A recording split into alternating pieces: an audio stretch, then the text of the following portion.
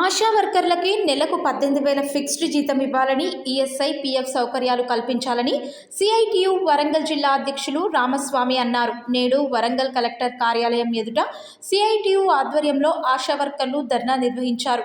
ఈ సందర్భంగా ఆశా వర్కర్ల సమస్యలను పరిష్కరించాలని, లేని ఎడల కలెక్టరేట్లను ముట్టడిస్తామని అన్నారు. ఆశా వర్కర్లకు సంబంధించిన కనీస వేతనాలు అమలు చేయాలని, అదేవిధంగా ఈఎస్ఐ, పీఎఫ్ సౌకర్యం కల్పించాలని జిల్లా కలెక్టర్ ఆఫీస్ ముందు ధర్నా చేయడం జరుగుతుంది.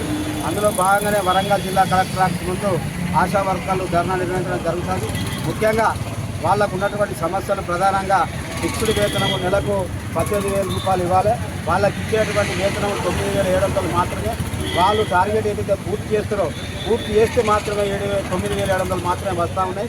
ఈరోజు గవర్నమెంట్ ఏదైతే అధికారంలోకి వచ్చిందో ఆశా వర్కర్లకు కనీస వేతనం ఇస్తామని హామీలు ఇచ్చారు. ఇప్పటి వరకు కూడా ఫిక్స్డ్ వేతనం 18,000 ఇవ్వలేదు.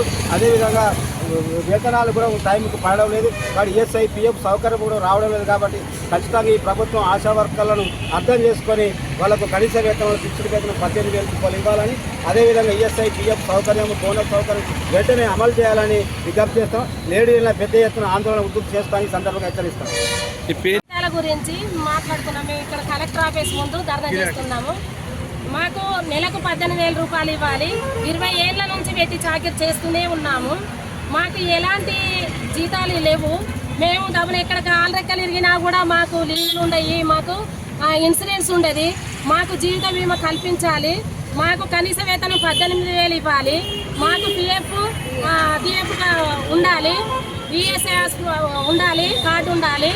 మాకు అన్ని సౌకర్యాలు కల్పిస్తామని కాంగ్రెస్ ప్రభుత్వం ఒప్పుకున్నారు. వారు మాకు చేయాలి, తప్పకుండా చేయాలని మేము ఈ కలెక్టర్ ఆఫీస్ ముందు ధర్నా చేస్తున్నాం.